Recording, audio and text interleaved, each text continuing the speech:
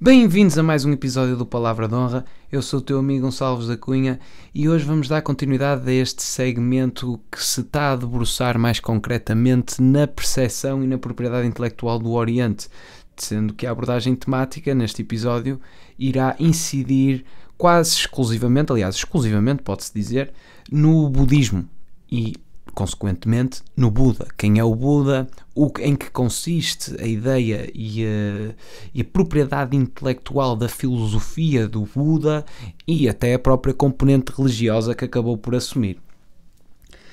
E este episódio em particular deu-me bastante gozo, a pesquisa, porque eu sempre tive um certo fascínio e presumo que eventualmente qualquer ocidental também já teve, porque efetivamente existe aqui, ou pelo menos um ocidental desconfia de uma tranquilidade ou de uma reflexão profunda que é feita através desta propriedade intelectual budista, não é?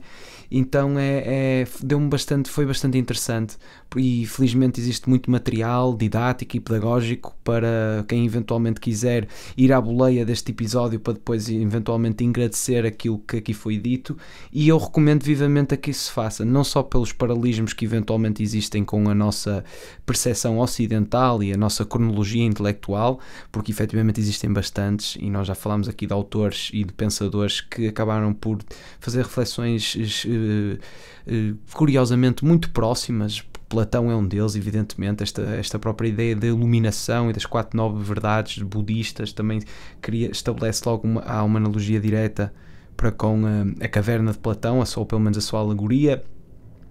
O próprio ideia aristotélica da virtude no meio também que torna-se inegável, que é quase um paralelismo direto e íntimo do caminho do meio do Buda, e nós vamos falar sobre isso. Portanto, peço-te para estares atento a tu próprio estabeleceres estes paralelismos para veres a cumplicidade que existe entre o Ocidente e o Oriente.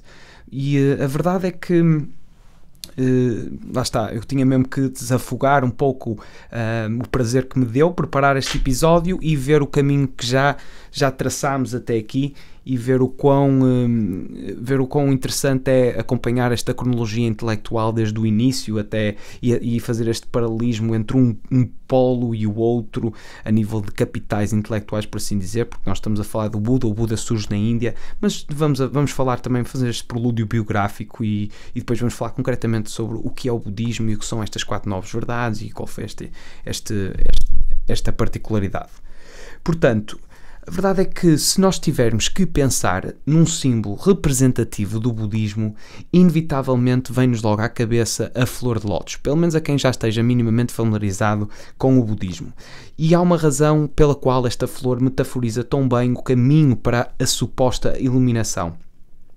A flor de lótus é realmente uma flor que é uma planta nativa da Ásia e está enraizada num fundo lodoso, ou seja, a flor de lótus só nasce na lama e depois, evidentemente, que se estás a ter a imagem, se não precisares de um auxílio de algum tipo de ilustração, seguramente que saberás que a flor de lótus é uma flor esteticamente bastante acessível, é bastante bonita e existem várias cores. Pronto, não é preciso entrarmos agora em grandes descrições botânicas e etimológicas da própria flor, mas a verdade é que ela tem esta particularidade que nasce num pântano, nesse tal fundo lodoso, e depois floresce para algo que é esteticamente bonito e é esteticamente apetecível ao olhar humano, é suficientemente radiante para uma pessoa simplesmente contemplar essa flor, e até a particularidade tão inquietante que é o facto de nascer de um lodo, não é? Do pântano, do viscoso, do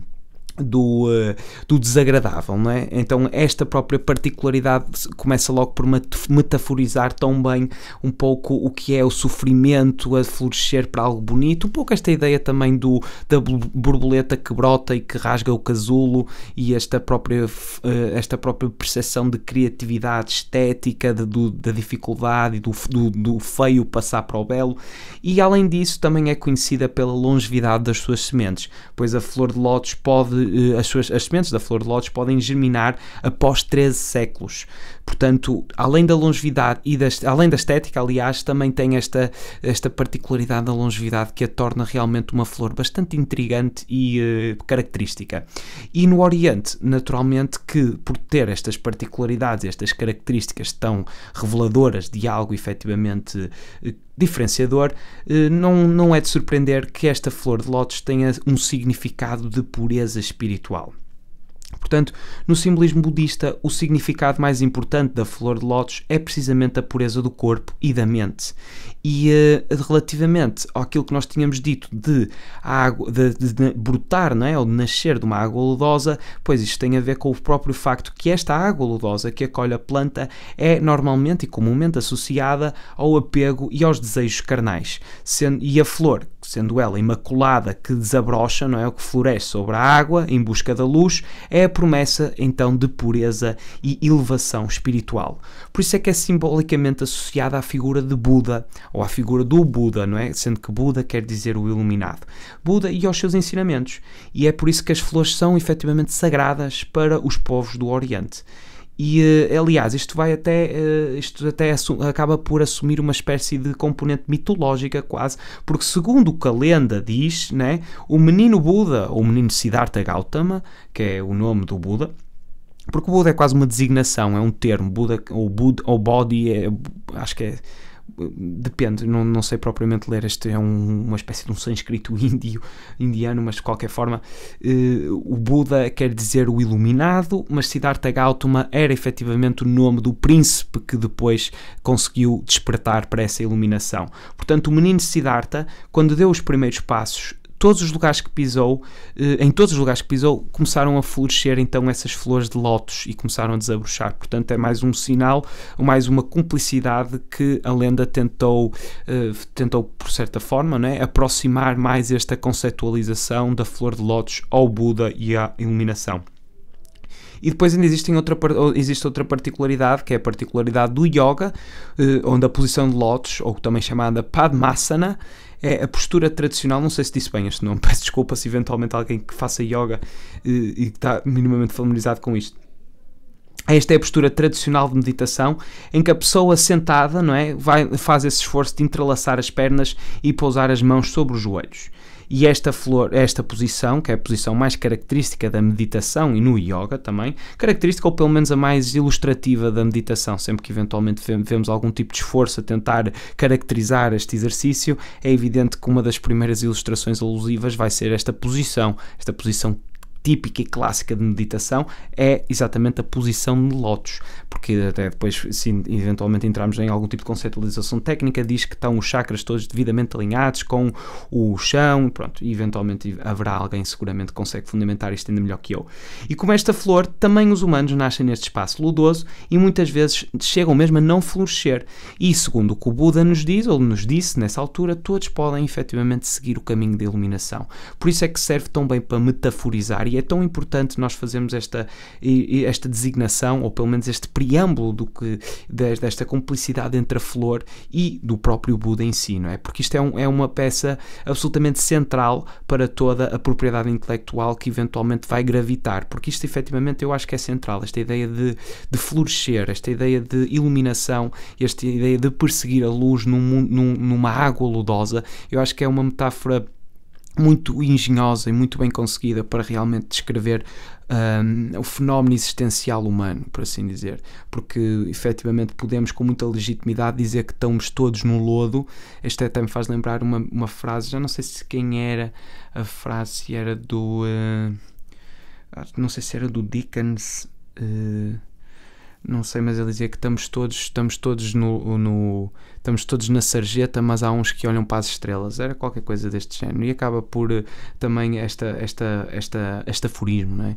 Poético, não é? Acaba por servir também para ilustrar um pouco esta metáfora tão esotérica que é a flor de lótus, para simbolizar então esse processo de iluminação e essa complicidade oriental, naturalmente. E a verdade é que o budismo evoluiu para uma religião extremamente importante no Oriente, e naturalmente, como todas as religiões, foram feitas diversas apropriações interpretativas e onde muitas das interpretações acabaram por assumir uma conotação sobrenatural sobre o próprio Buda.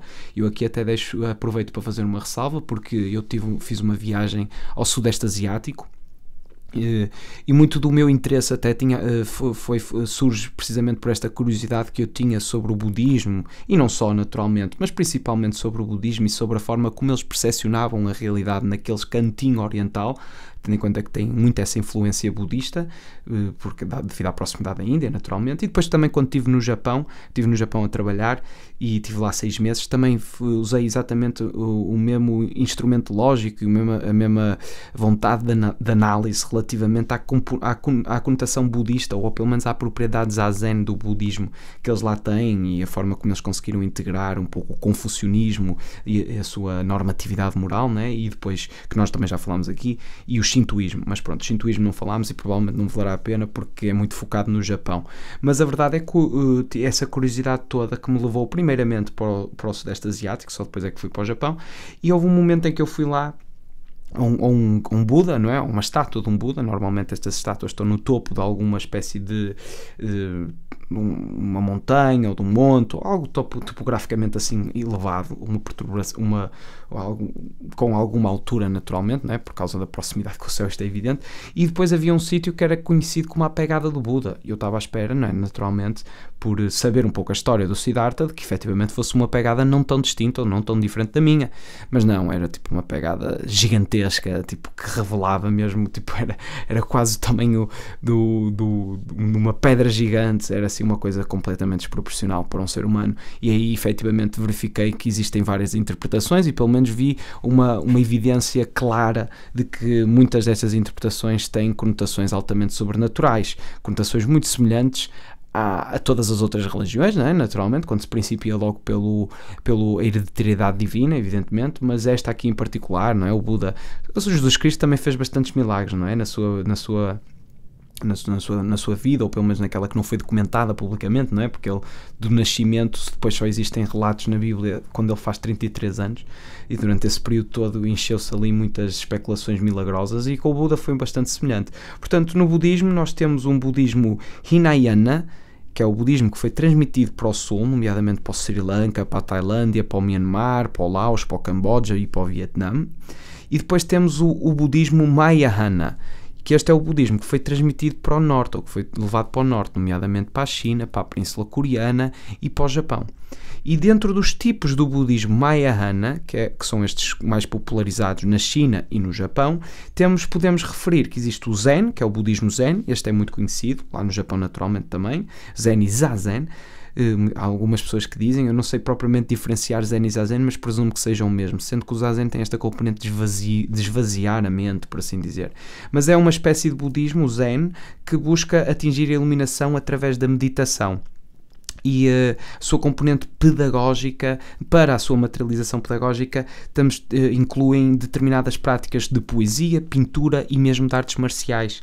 E o mais característico desta espécie do budismo Zen, até ou pelo menos aquilo que ilustra melhor, e é um pouco a visualização que eu faço para conseguir detalhar o que é esta componente, é imaginar aqueles jardins bem equilibrados, um pouco esta ideia de o jardim com as pedras, não sei se estão a ver bem aquilo, mas aquela Feng Shui japonês, ou chinês, não sei se esta palavra é propriamente japonesa, ou acho que é chinesa, mas pronto, esta ideia de equilíbrio, harmonia das formas, eu atribuo isto muito ao Japão, até porque lá tive, não é? E vi um pouco isto, e é sempre a ilustração que eu acabo por recorrer quando eventualmente preciso pensar sobre esta ramificação do budismo. E depois também existe o budismo tibetano, ou pelo menos dentro do budismo Mahayana ainda existe uma segunda componente ou natureza e prática, que é a tibetana, que é o budismo transmitido para o leste. Nomeadamente, esta tibetana tem o termo Vajrayana, que foi difundido na Índia, e tem naturalmente uma forte base tântrica, e são práticas quase de magia e fórmulas mântricas de xamãs e essas coisas todas. E relativamente a isto é importante dizer também que no século XVIII o budismo tibetano, assim como o budismo como um todo, não é? Foi praticamente destruído na Índia com as invasões muçulmanas da região, não é? E Buda, como eu disse, em hindu quer dizer iluminado. Hindu, reparem só. E foi este o nome dado ao tal Siddhartha Gautama, que foi o líder religioso que viveu na Índia e cuja sabedoria, não é, e a bondade lhe fizeram valer esse título. Por isso é que ele é considerado pelos budistas o Supremo Buda, porque existem outras pessoas que conseguiram chegar a este estado. Conseguindo chegar a este estado, são consequentemente chamadas de Budas. Mas este Siddhartha Gautama, também por ser primeiro, naturalmente, e por ter conseguido realmente documentar o processo e os procedimentos para eventualmente atingir-se o Satori e posteriormente o Nirvana, é por isso que ele é considerado o Supremo Buda. Ora bem, para entendermos o budismo e para depois podermos posteriormente analisar a sua propriedade intelectual, nós precisamos de dar um contexto biográfico, porque a história dele acaba por ser uma história muito mitificada, mas que acaba por revelar bem, ou seja, o ensinamento que ele quis transmitir. E só ao saber a história, já sabemos muito sobre o que efetivamente é e caracteriza o budismo. O Buda, ou Siddhartha Gautama, não é? Vamos nos chamar Siddhartha, nasceu por volta do ano de 563 a.C., numa localidade bastante,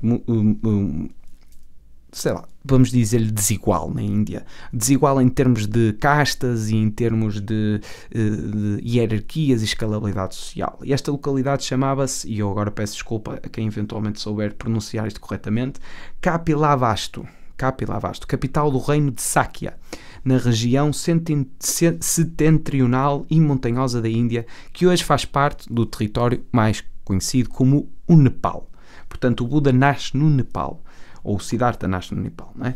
E o Siddhartha era filho de Sudwana, que era um chefe de uma oligarquia tribal da dinastia Sakya, e de Mahamaya, que é a tal mãe, não é? E Sudwana e Mahamaya.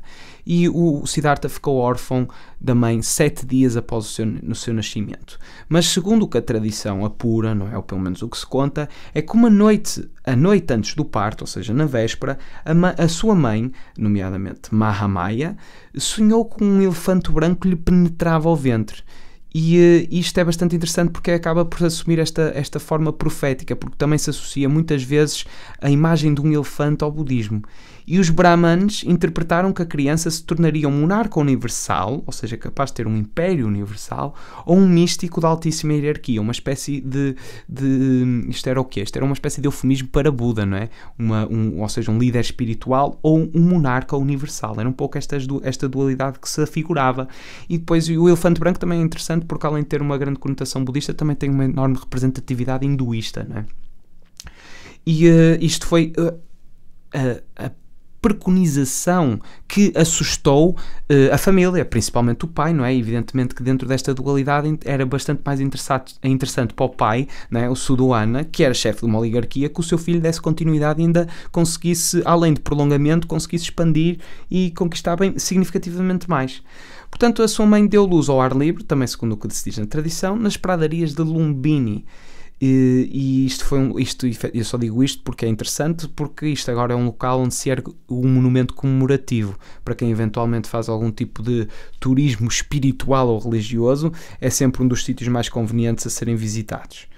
E depois podemos dizer também que durante o batismo do Buda, os Brahmanes se reuniram e confirmaram a tal profecia que tinham preconizado um pouco anteriormente ao nascimento de Buda, ou na véspera, não é? Sobre o menino, e acrescentaram que se ele permanecesse no palácio, reinaria sobre o mundo. Ou seja, era a condição que eles estavam a tentar dar, de certa forma, para ir ao encontro da expectativa ou do controle de expectativa que o pai tinha. É que, ou seja, o conselho que estes Brahmanes, que é uma espécie de oráculo, não é?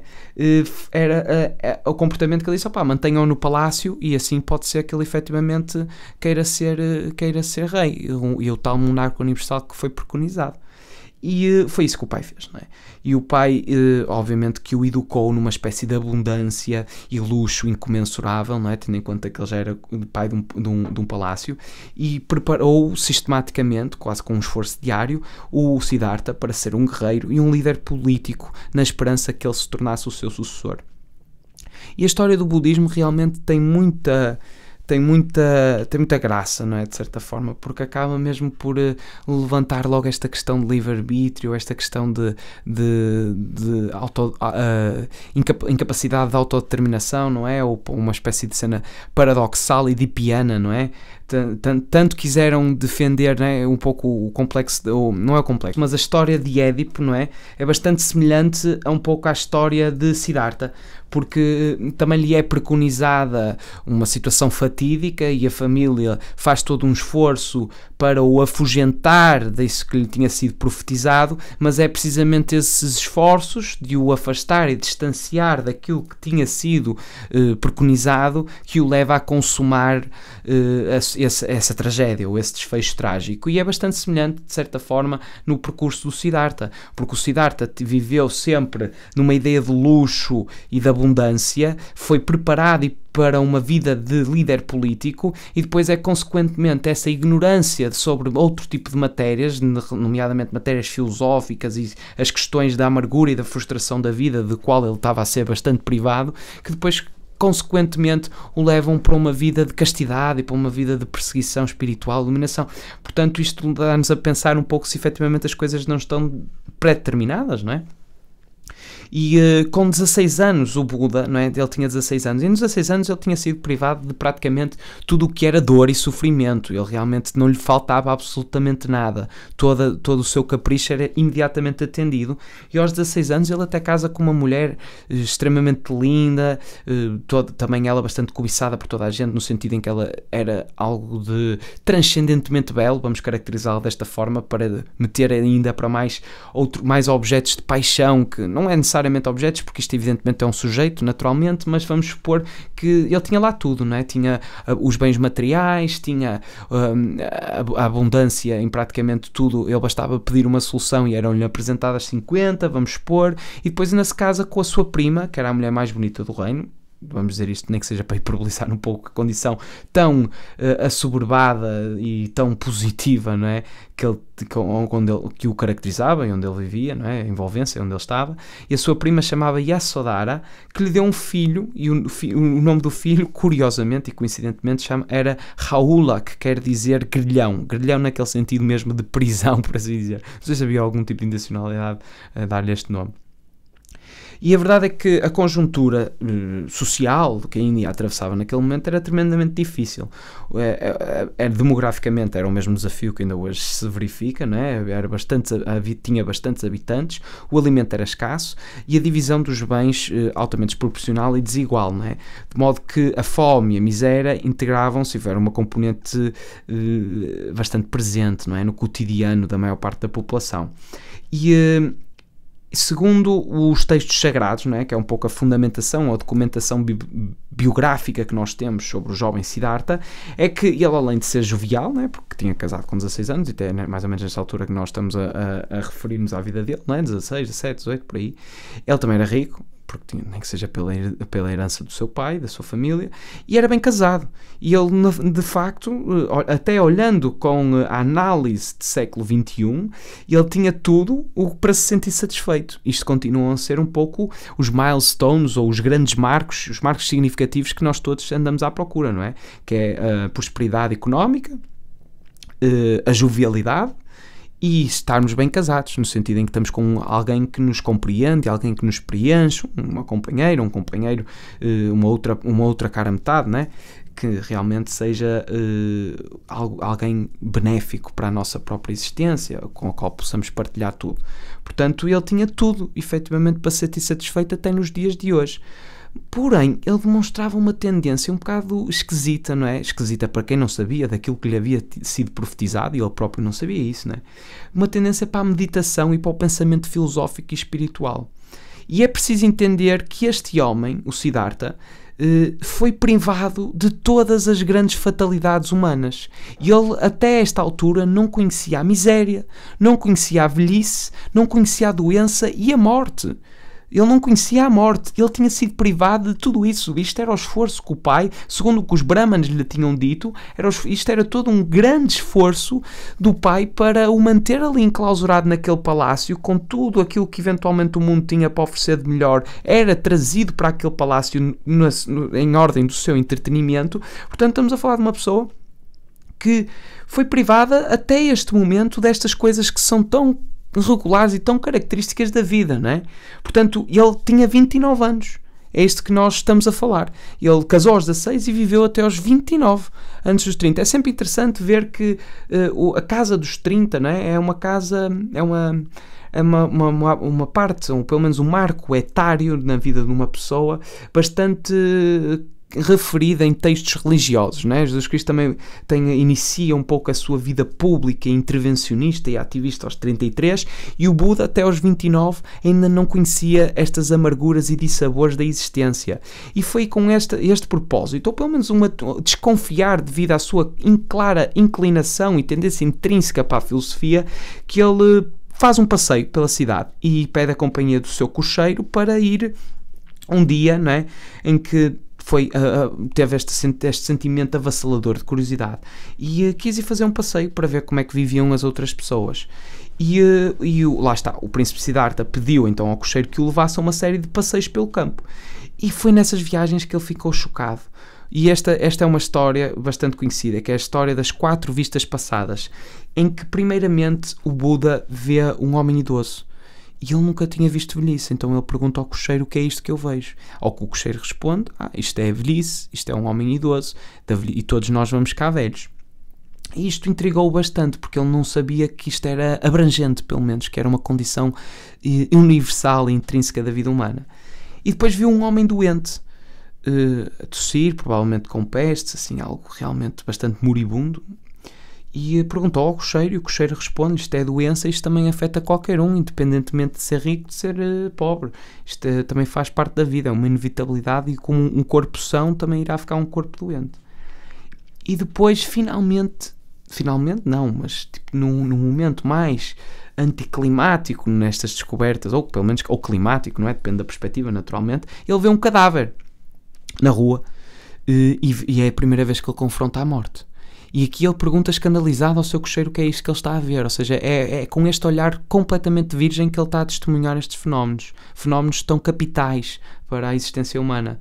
E o cocheiro explica-lhe que é a morte e que isto também é a inevitabilidade, é o fim, é o derradeiro desígnio do ser humano, independentemente do pensamento se eventualmente haverá sequela ou imortalidade da alma. A morte realmente parece ser um fim ou uma interrupção, porque precisamente por ser o contrário de estar vivo, não é? E o tudo e o nada, essa tal ideia dicotómica. E isto foram as duras realidades, né, que o Buda assistiu, que foi a velhice, a doença e a morte.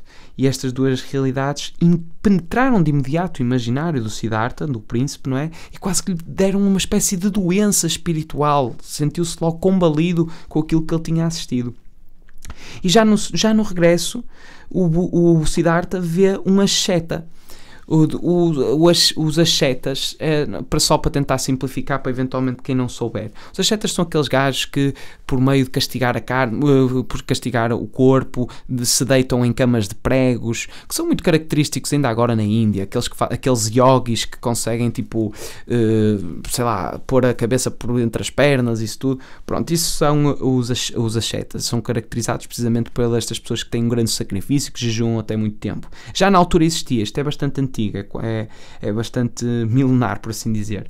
E o cocheiro aqui, não é? A pergunta que tinha sido já característica por parte do Siddhartha, não é? Que é isto que eu vejo, o que é isto que eu estou a ver. O cocheiro explicou que o asceta era alguém que havia renunciado ao mundo e que estava na perseguição da libertação do medo, da morte e do sofrimento. Ora, esta foi a última vista, não é? E este encontro, que realmente foi um momento transformador na vida do Siddhartha, tornou-se conhecido no budismo como as 4 vistas passadas.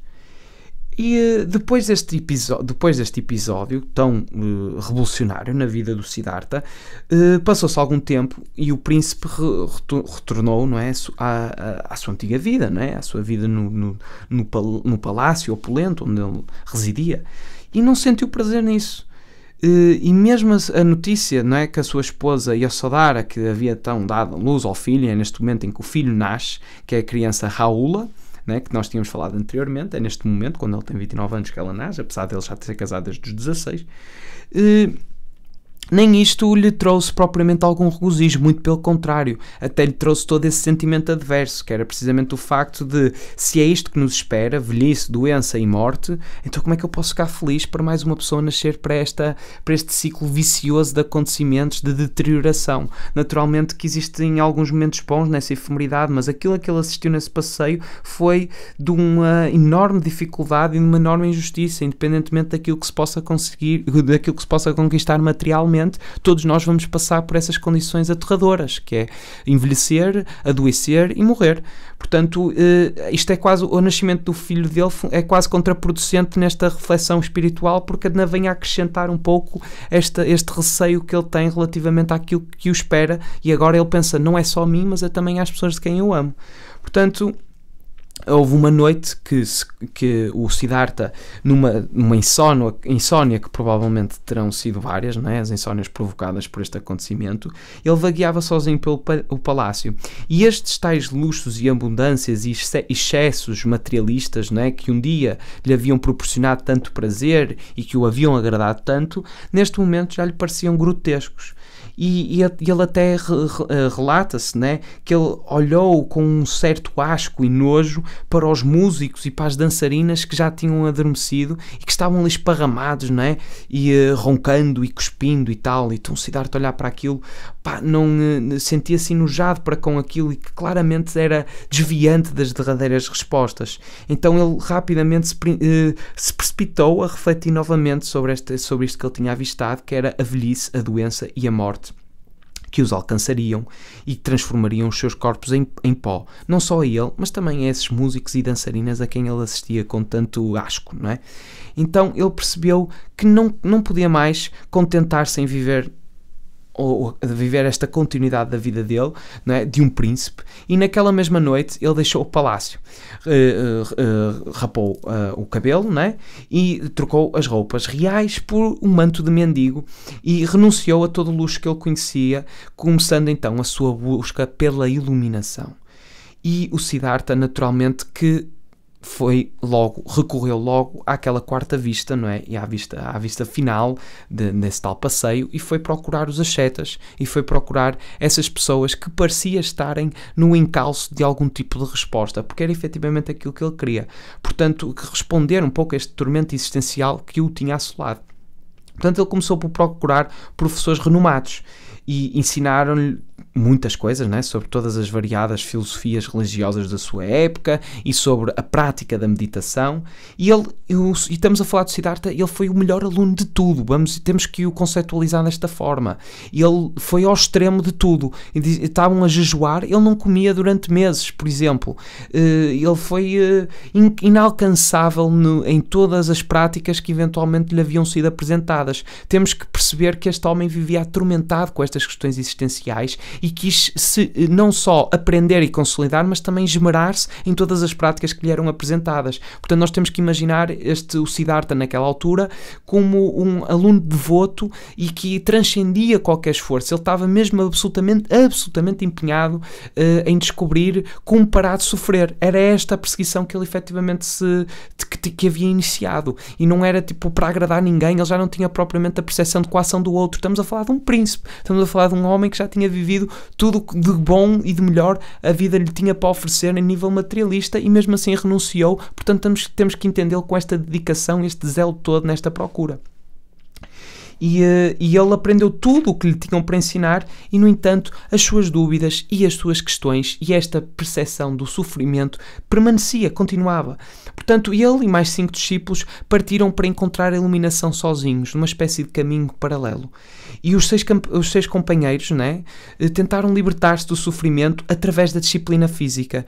Então foi aí que começou estes exercícios ascetas, né, ou ascéticos, mais agressivos, né, em que a disciplina física era suportar a dor a um extremo, não é? Ou seja, prender a respiração, deixar de respirar e jejuar quase até à morte de fome.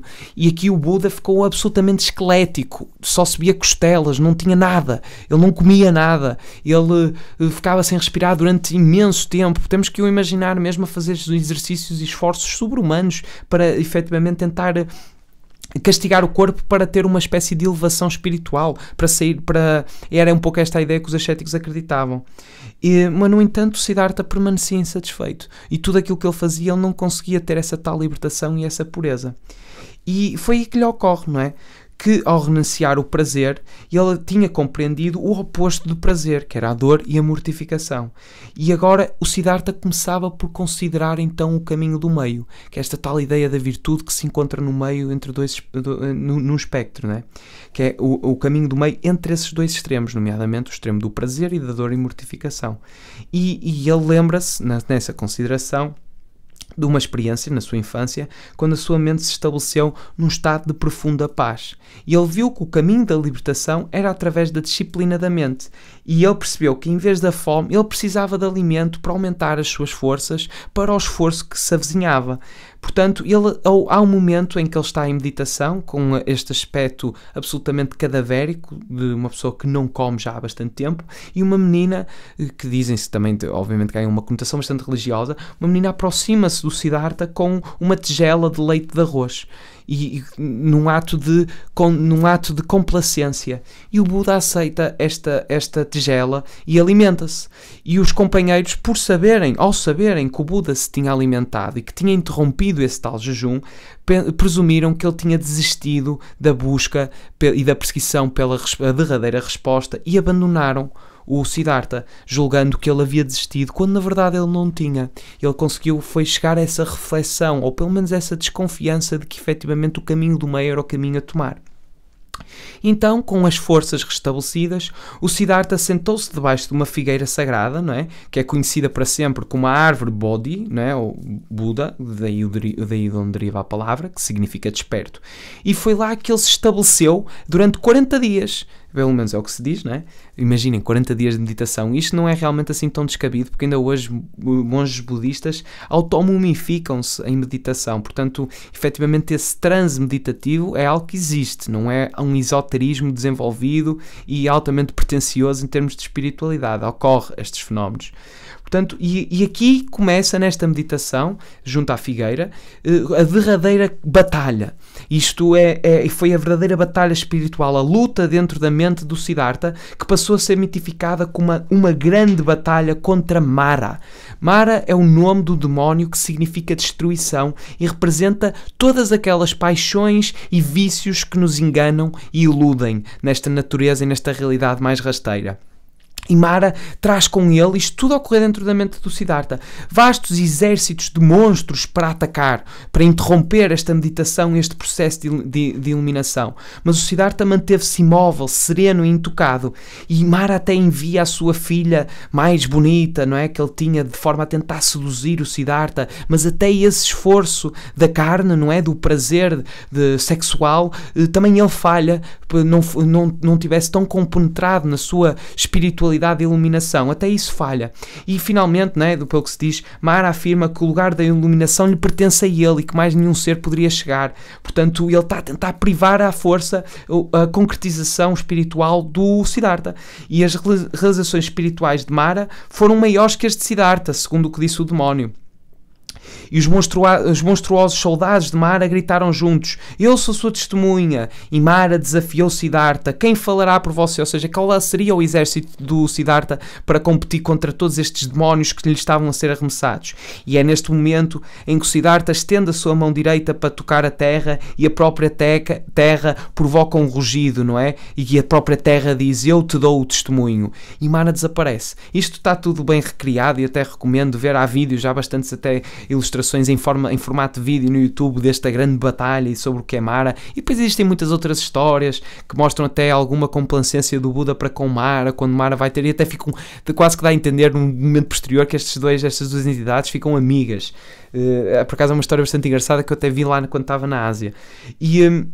E quando a estrela da manhã se elevou no céu, não é? Siddhartha Gautama percebeu a iluminação e é neste momento em que ele se torna um Buda. É este o momento em que ele chega ao Satori, que é definido como uma pessoa que alcançou a plena iluminação. O caminho do meio, desenvolveu o caminho do meio na perfeição e foi abençoado ou consagrado pelas suas epifanias espirituais. Ora, a verdade é que isto era altamente difícil de ser transmitido, precisamente por isto ser algo que se sente e não se consegue conceptualizar tão bem. Portanto, o próprio Buda, ao início, está um bocado relutante se deverá ensinar isto, porque aquilo que ele efetivamente depreendeu não conseguia ser facilmente comunicado por palavras, não é? Somente através da disciplina e da clareza de mente é que estas ilusões ou esta natureza ilusória desaparece e se poderia experimentar então a grande realidade. E aqui é quase incontornável que nós verificamos a ideia da alegoria da caverna de Platão, não é? Esta ideia das sombras e essas todas, basta remontar uns episódios antecedentes para ver o paralelismo quase imediato e a cumplicidade que existe entre essas duas propriedades. E então, ouvintes que não tivessem essa experiência, ou pelo menos essa a intimidade transformadora do que ele havia testemunhado, ficariam presos, não é, nas suas conceptualizações e nas tentativas lógicas e racionais de entender o que o Buda estaria a comunicar. Portanto, seguramente que iriam entender mal tudo aquilo que ele dizia. No entanto, a compaixão e a natureza, não é, compassiva do Buda, neste momento já é Buda, já nem estamos a falar do próprio Siddhartha, persuadiu a fazer a tentativa de transmitir o que ele havia percebido. Portanto, depois da sua iluminação, o Buda vai ao Parque dos Cervos em Isapatana, que é localizado na atual província de Uttar Pradesh, na Índia, e ele encontra os 5 companheiros que o haviam abandonado e renunciado, que tinham julgado que ele tinha desistido, e pregou-lhes o primeiro sermão para eles. E este sermão foi preservado, e agora eu não consigo dizer este nome, isto é um nome claramente do indiano, Dhammacappavatthana Sutta. Disse mal, muito quase certeza, mas é uma palavra extremamente grande.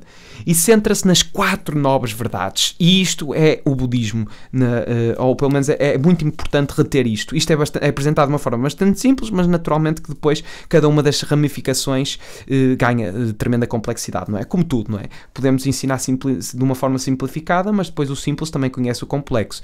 Uma pessoa hoje em dia carrega no interruptor e a luz faz, mas está abstraída de toda a complexidade que existe para trás, não é? Do próprio processo de fazer luz numa lâmpada ou o que seja. Portanto, em vez de ensinar as doutrinas sobre a iluminação, o Buda prefere antes detalhar, não é, uma espécie de um caminho e de uma prática através das quais as pessoas possam realizar a iluminação por si mesmas. Isto é quase não ensinar, não dar o peixe, não ensinar a pescar, mas sim ensinar a pessoa a ensinar-se a pescar. É quase tipo a ideia que está a ser transmitida pelo Buda quando ele está a comunicar então as 4 nobres verdades. E as 4 nobres verdades são então elas: a verdade do sofrimento, a verdade da origem do sofrimento, a verdade da cessação do sofrimento e a verdade do caminho que leva à cessação do sofrimento. E já vamos lá, já vamos falar mais concretamente sobre cada uma destas antes de concluirmos este episódio. Mas é preciso então dar só aqui algum contexto quase etimológico ou epistemológico sobre este vocabulário budista, não é? A palavra sofrimento neste contexto é a tradução consagrada do sânscrito dukkha, cujo significado mais aproximado é insatisfação. Ou seja, sofrimento aqui não quer dizer necessariamente sofrimento, é mesmo insatisfação, é aquele estado perpétuo de insatisfação existencial, de que algo nos falta, que é um pouco esta ideia também central de porque é que sofremos. Sofremos porque desejamos, esta ideia de insatisfação. Portanto, e o uso da palavra verdade nas 4 nobres verdades é explicada na seguinte maneira no Shastra Yogoshara Bhumi, que é tratado sobre os estágios de prática no yoga. Pronto, isto não interessa, mas é só para vos dar alguma fundamentação, para mostrar que todo o projeto de investigação que foi feito e toda a fundamentação bibliográfica. Se algum de vocês quiser isto, eu posso vos encaminhar para os sites e para a literatura que eu consultei para fazer o episódio. E a explicação que é dada é: da verdade do sofrimento à verdade do caminho que leva à cessação do sofrimento, não há nada que seja falso ou enganoso, e portanto tudo isso é considerado verdadeiro. E no mesmo livro explica também a palavra nobre nas 4 nobres verdades do seguinte modo, que é: somente os nobres, e estou aqui a citar, conseguem compreender essas verdades e contemplá-las. Os ignorantes não conseguem compreendê-las ou contemplá-las. Portanto, essas verdades são chamadas nobres verdades. E depois ainda existem mais algumas coisas que nós precisamos de referir antes de abordarmos mais concretamente e especificamente cada uma das verdades, que é o facto de o comentário sobre o Tratado da Visão do Meio e o que é que ele diz. E ele refere o seguinte: as 4 nobres verdades são o ponto de passagem entre a ilusão e a iluminação. Quando elas não são compreendidas, persiste o apego aos 6 reinos. Se compreendidas, alcança-se a santidade. Quando os 6 reinos fazem uma alusão aos diferentes reinos terrenos e ultrapassando isso, transcende-se para esta tal componente metafísica da santidade, não é? De acordo com o Sutra dos ensinamentos legados pelo Buda, a lua, isto é outra frase, a lua pode-se aquecer e o sol esfriar, mas as 4 nobres verdades nunca mudarão. Nunca mudarão. Ou seja, as 4 nobres verdades estão no cerne da vida, explicam todos os estados de consciência existentes no universo e ensinam mesmo como se libertar de todas estas formas enclausuradoras de ilusão. E é necessário, ou seja, é altamente necessário, sabedoria para compreender estas 4 nobres verdades. Pois a primeira nobre verdade, ou pelo menos a primeira verdade, diz que a vida é cheia de sofrimento, ou este tal sinónimo de insatisfação. A segunda, que o sofrimento é causado pelo nosso desejo e apego à ilusão. E a terceira verdade diz que a iluminação, ou a total libertação do sofrimento, é possível. E a última diz como alcançar a iluminação. Estas são as 4 nobres verdades. Portanto, é natural que parece simples a forma como é entregue o conhecimento, ou pelo menos como é entregue as conclusões, mas isto assume toda uma grande complexidade. Nós podemos abordar bastante essa complexidade logo na primeira nobre verdade, que é a tal ideia de que a vida é repleta e plena em sofrimento. Portanto, a primeira nobre verdade é a verdade do sofrimento. O Buda viu com perfeita clareza e entendimento algo que as pessoas vislumbram ocasionalmente. Ou seja, o Buda percebeu que não é possível ao ser humano conquistar uma total satisfação no mundo, neste mundo, né, em particular. Portanto, esse sentimento de plenitude e satisfação não é alcançável. Portanto, o sofrimento é descrito de muitas formas diferentes nos sutras budistas, conhecendo 3 fundamentais, né? Os 2 sofrimentos são o interno e o externo. Sofrimentos internos são aqueles que geralmente, ou seja, nós consideramos parte de nós, como dor física, ansiedade, medo, ciúme, suspeita, raiva, pronto, e assim por diante, etc, etc. Os sofrimentos externos são aqueles que parecem vir de fora, incluindo até o vento, a chuva, o frio, o calor, seca, animais selvagens, catástrofes, guerras, crimes e continuamente esses todos. Tudo o que vem do mundo externo. E não é possível evitar nenhum destes 2 tipos. Qualquer ser humano vai conhecer estes 2 tipos de sofrimentos, o interno e o externo. Isto é quase tipo uma categorização primária, superficial. Depois ainda temos os 8 sofrimentos. Os 8 sofrimentos descrevem de modo mais detalhado o sofrimento a que todos os seres, a que estão sujeitos todos os seres sencientes e são classificados com base naquilo que os define. Ou seja, o que eu quero dizer com isto? Os 8 sofrimentos é uma forma detalhista e de momentos capitais, não é? Que nos vão fazer sofrer e ninguém consegue escapar um pouco a esta ideia. Portanto, o primeiro é o nascimento. Ou seja, após vários meses de perigo dentro do ventre da mãe, finalmente sentimos a dor e o medo do nascimento. E depois disso, né, depois do nascimento, tudo pode acontecer. Somos como prisioneiros do corpo e do mundo onde nascemos. A tal ideia de faticidade. Depois temos o segundo sofrimento, que é o envelhecimento.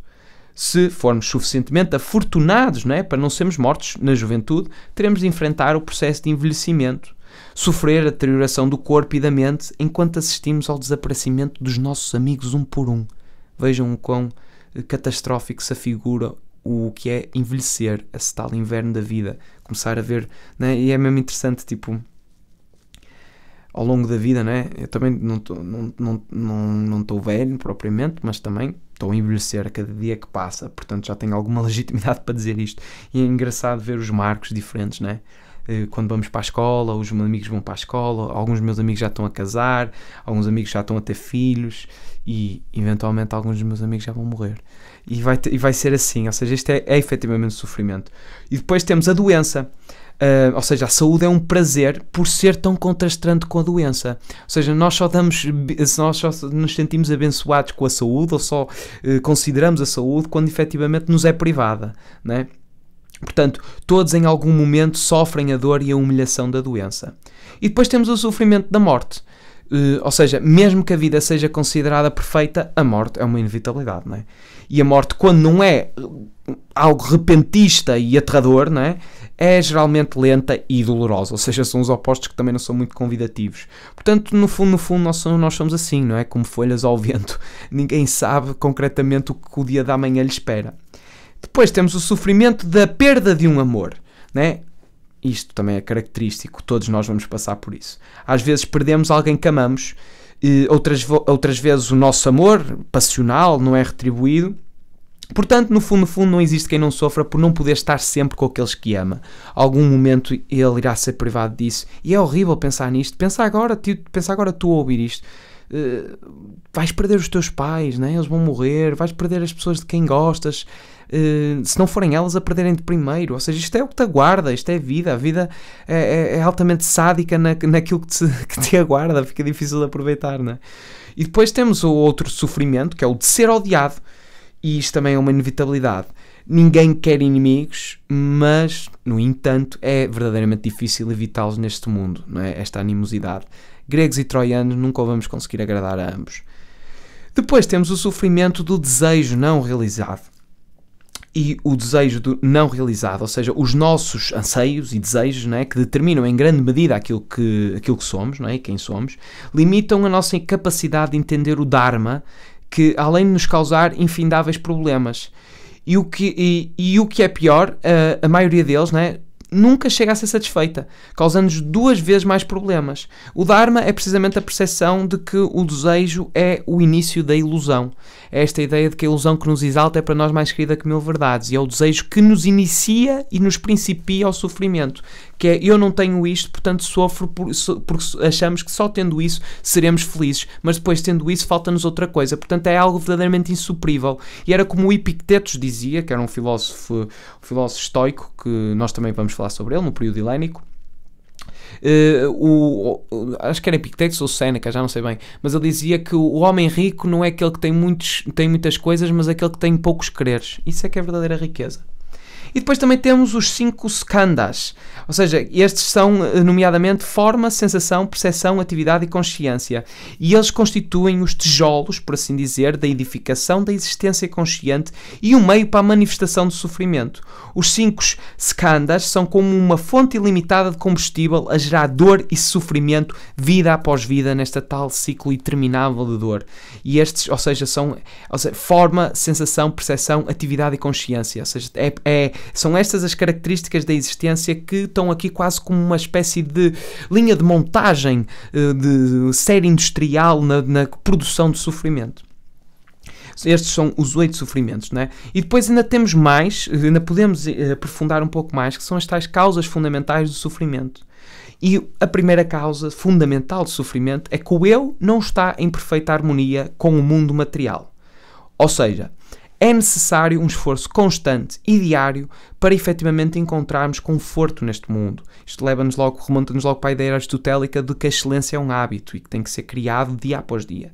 Ou seja, o clima é sempre quente demais ou frio demais. As nossas posses exigem cuidado constante, a nossa casa é muito velha ou muito pequena, as ruas são muito barulhentas, os sapatos ficam gastos e assim por diante temos tantos outros exemplos. Portanto, o mundo material raramente se apresenta da forma como gostaríamos que fosse. Portanto, isto é a primeira causa fundamental do sofrimento, o eu não estar em harmonia com o mundo material.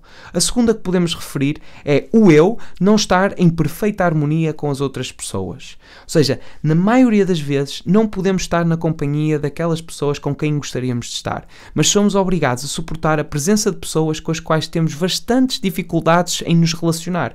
Portanto, somos até... Algumas pessoas, né, naturalmente, são mesmo forçadas a conviver com pessoas que abertamente não gostam delas. Isto é claro, não é? Pessoas que trabalham em ambientes até, por vezes, que se revelam um bocado hostis e de vizinhança também intriguista, pronto, o que seja. Esta é uma segunda causa fundamental, não é, do sofrimento. O facto de o eu não estar em harmonia com as outras pessoas. Depois temos o eu não estar em perfeita harmonia com o corpo, e esta é estupidamente evidente até nos tempos de hoje, que são excessivamente materiais. O corpo nasce, envelhece, adoece e morre, e também, obviamente, emagrece e engorda, mas isto também já é derivativo de mérito ou de mérito, ou, não é? Porque tendencialmente, se uma pessoa engorda também porque come demais, né? Mas depois também existem problemas na tireoide e problemas também eles de índole quase intrínseca que efetivamente dificultam um bocadinho, portanto aí já também não é censurável, mas é o eu não estar em perfeita harmonia com o corpo, é outro problema fundamental, né? Mas pelo menos estes de faticidade, que é o corpo nascer, envelhecer, adoecer e morrer, né? O eu tem muito pouco ou nenhum controle sobre este processo. E esta é outra causa fundamental. Depois temos o outro, que também é bastante, quase relacionada com esta também, de certa forma, que é o eu não está em perfeita harmonia com a mente. E isto porque a nossa mente está frequentemente além do nosso controle e dispara, não é, ideias uma após outra, não é, como um cavalo selvagem ao vento, segundo a analogia do Buda, mas eu até faço a analogia com o mar, não é, quase como ondas do mar. Portanto, a atividade mental é bastante ilusória e é uma verdadeira fonte do nosso sofrimento. Daí a prática meditativa ser precisamente de conseguir amestrar a reflexão e o barulho e frenesi mental que se gera, não é? Que se cria.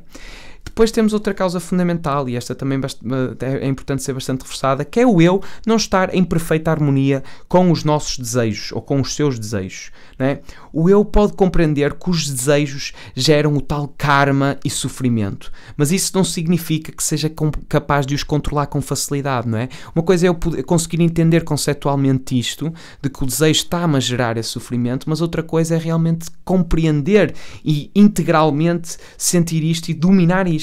Não é? Portanto, o autocontrole é verdadeiramente difícil, justamente porque o que queremos com mais intensidade nem sempre é o que sabemos ser o melhor para nós. E se nem mesmo nós tentarmos controlar os nossos desejos e deixarmos que eles tomem conta de nós, o eu, naturalmente, que irá sofrer ainda mais. E depois temos o eu não estar em perfeita harmonia com as suas opiniões. Ou seja, basicamente isso significa que as nossas opiniões são erradas. Ou seja, quando as nossas crenças não estão alinhadas com a verdade, causamos a nós próprios infindáveis problemas, pois teremos a tendência de repetir os mesmos erros muitas vezes. Esta é tal ideia kármica e repetitiva da vida, não é? Tal ciclo da vida, natureza. E até se diz que o Buda, quando chega à iluminação, ao Satori, conseguiu ver as vidas para trás e todas as formas que havia encarnado. Porque isto é outra ideia do Buda, que estamos sempre em reencarnar até conseguimos chegar ao Nirvana, que é quebrar esse tal ciclo interminável, né? Se nós despertarmos e conseguimos ter a iluminação e impedimos esse ciclo de reencarnar e nascer novamente. Esta é um pouco a ideia do Buda, mas a verdade é que as nossas opiniões são isso mesmo, são opiniões, e se elas estiverem desalinhadas da verdade, quer nós saibamos ou não, nós vamos sofrer com isso. E depois temos o eu, e finalmente, outra causa fundamental, que é o eu não estar em perfeita harmonia com a natureza. E aqui, pronto, há vários exemplos, né, de chuvas, secas, tempestades, marmotos, etc, etc. Todas as outras forças de natureza que não estão sob o nosso controle e podem frequentemente nos fazer sofrer. Portanto, temos que compreender que a natureza também é catastrófica, não é só tipo algo que mereça ser embelezado, e temos que compreender que também faz parte do ciclo da vida, quase numa alusão, pelo menos ao taoísmo, não é? Esta ideia de nunca saber se do mal gera-se bem e se do bem se gera mal. Ou seja, isto é tudo aquilo que se pode dizer sobre a primeira verdade, e cada uma das quatro tem esta profundidade toda. Mas eu agora vou falar mais sucintamente sobre as restantes, mas é só para entenderem o quão engrandecedor é uma pessoa se entregar um pouco a esta parte da filosofia oriental caracterizada pelo budismo, porque efetivamente tem aqui sabedoria que assim quase numa total nudez, numa bastante descomplexada, apesar de, naturalmente, isto é muito mais é fácil de se conceptualizar, mas muito difícil de se conseguir retirar algum tipo de apreciação sensorial, não é? Por mais que eu diga a mim próprio, o desejo é que me causa sofrimento, eu continuo a desejar e não tenho controle sobre isso. Portanto, vemos que existe um passo bastante significativo entre o entender e o compreender. Sobre a segunda nobre verdade, podemos dizer, não é, falar que a segunda nobre verdade é a verdade da origem do sofrimento. A origem do sofrimento está na cobiça, na raiva e na ignorância. É isto que consequentemente nos leva a pensar no desejo. Portanto, os seres sencientes, esta é outra expressão também bastante característica do budista, de sencientes, de senciar, né, e por aí, acorrentam-se ao penoso e ilusivo mundo dos fenómenos por causa do seu forte apego a essas fontes de ilusão degeneradas, né, da cobiça, da raiva e da ignorância, também conhecida como os três venenos. Esta é a segunda nobre verdade. É de onde é que se inicia a origem do sofrimento. A terceira nobre verdade é a verdade da cessação do sofrimento. E a cessação do sofrimento é o mesmo que Nirvana, é esse tal estado de Nirvana.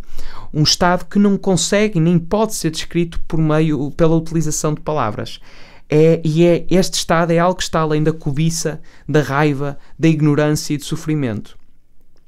Além da dualidade e das distinções entre certo e errado, você e os outros, bem e mal, vida e morte. Ou seja, o Nirvana transcende todas estas dualidades binárias que nós utilizamos para conseguir interpretar o mundo e a existência.